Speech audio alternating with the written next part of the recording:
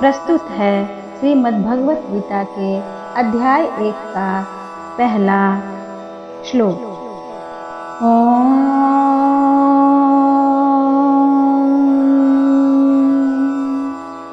धृतराष्ट्रोवाच धर्मक्षेत्रे कुरुक्षेत्रे समवेतायुत्सवः मामकाः पांडवाश्चैव किं कुर्वत संजय। धृतराष्ट्र ने कहा, हे संजय, कर्म भूमि धर्म भूमि कुरुक्षेत्र में युद्ध की इच्छा से एकत्र हुए मेरे तथा पांडु के पुत्रों ने क्या किया।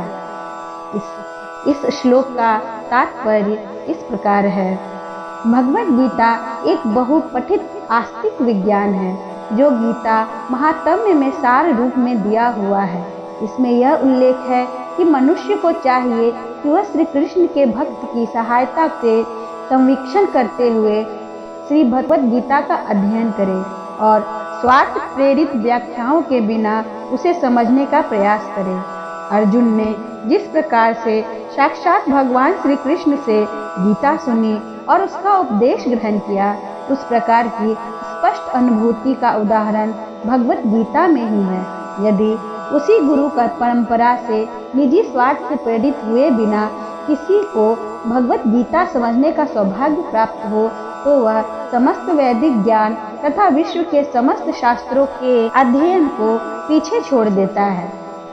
भगवत गीता में न केवल अन्य शास्त्रों की सारी बातें मिलेंगी, अपितु ऐसी भी बातें मिलेंगी जो अत्यंत उपलब्ध नहीं है।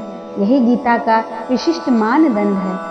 स्वयं भगवान श्री कृष्ण द्वारा साक्षात उच्चरित होने के कारण यह पूर्ण आस्तिक विज्ञान है।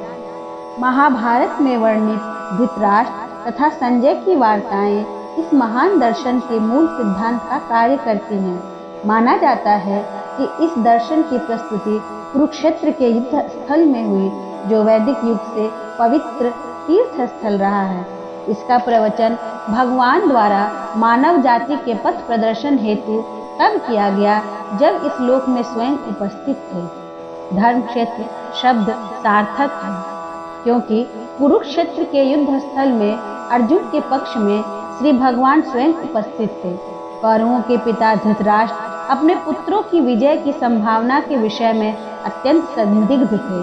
अतः इसी संदेह के कारण उन्होंने अपने सचिव से पूछा। उन्होंने क्या किया? यह आश्वस्त था वह कि उसके पुत्र तथा उसके छोटे भाई पांडु के पुत्र कुरुक्षेत्र की भूमि में निर्णयात्मक संग्राम के लिए एकत्र हुए हैं। फिर भी उसकी जिज्ञासा सार्थक है। वह यह नहीं चाहता था कि भाइयों में कोई समझौता हो, अतः वह युद्ध भूमि में अपने पुत्रों की नियति के विषय में आश्वस्त होना चाह रहा था। चूंकि इस युद्ध को कुरुक्षेत्र में लड़ा जाना था, जिसका उल्लेख वेदों में स्वर्ग के निवासियों के लिए भी तीर्थ स्थल के रूप में हुआ है, अतः धृतराष्ट्र अत्यंत भयभीत था कि इस पवित्र स्थल का युद्ध के परिणाम पर न जाने क्या प्रभाव पड़े। उसे भली भांति ज्ञात था कि इसका प्रभाव अर्जुन तथा पांडु के अन्य पुत्रों पर अत्यंत अनुकूल पड़ेगा, क्योंकि स्वभाव से वे सभी पुण्यात्मा थे। संजय श्री व्यास का शिष्य था, अतः उनकी कृपा से संजय धृतराष्ट्र के कक्ष में बैठे बैठे कुरुक्षेत्र के युद्ध स्थल का दर्शन कर सकता था। इसलिए धृतराष्ट्र ने उससे युद्ध स्थल की स्थिति के विषय में पूछा।